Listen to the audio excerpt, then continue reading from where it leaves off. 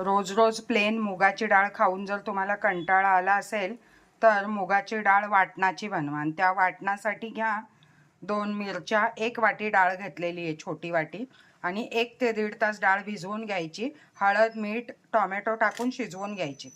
आणि इथे वाटण बनवायचं. खोबरं घेतलेलं आहे, ओलं खोबरं 1 तुकडाभर, आणि 2 मिरच्या, 7-8 लसूण, छोटासा कांदा, कोथिंबीर, कढीपत्ता मी वाटणातच घालते, आणि जिरे धने 1-1 चमचा.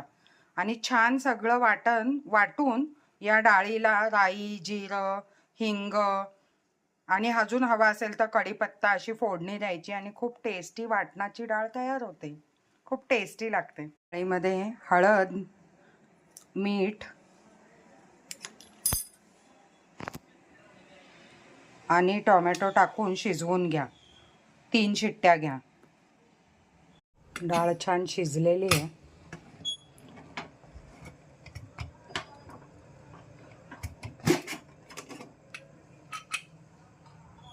मस्त शिजली आहे. आता वाटण लावून फोडणी देऊ. कढई ठेवा, तेल तापवून घ्या. तेल तापलंय, मोहरी घाला. मोहरी तडतडली की थोडंसं जिरं घाला. जे वाटलेलं वाटण आहे ते घाला. हिंग घाला.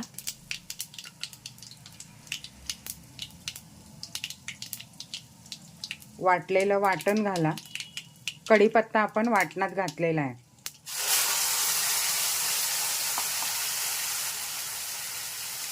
छान वाटण परतून घ्या. शिजलेली डाळ घाला.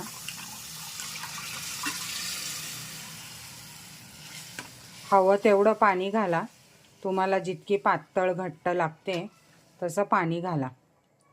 आणि मस्तपैकी क्रीमी दिसणारी छान अशी तुमची वाटपाची डाळ तयार आहे. छान अशी वाटपाची डाळ तुमची तयार आहे. गरम गरम भाताबरोबर खायला, भाजी नसेल तेव्हा पण खूप सुंदर अशी डाळ तयार आहे. नमस्कार मैत्रिणींनो, आज आपण पाहतोय वाटपाच्या डाळीची रेसिपी. छोटीशी आणि छान चवदार डाळीची रेसिपी तुमच्यासाठी आहे. नमस्कार मैत्रिणींनो, आता आज आपण पाहतोय वाटपाच्या डाळीची रेसिपी. चला बघू काय काय जिन्नस लागणार आहे ते.